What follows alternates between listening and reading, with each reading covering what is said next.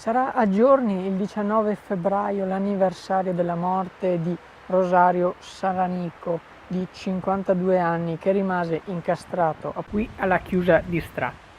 Era arrivato dalla Spezia per prendere parte alle ricerche del corpo di Isabella Nuventa, tuttora mai ritrovato, e mentre stava dragando un tratto del Brenta vicino alle chiuse di Stra che vedete alle mie spalle, rimase incastrato.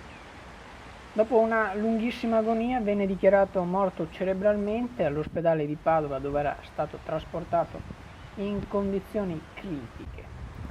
Secondo le indagini partite per la morte dell'ispettore superiore, venne accertato che a tradirlo fu un sifone alla base della chiusa stessa, che lo tenne sott'acqua per 50 minuti, tempo che poi non lo perdonerà.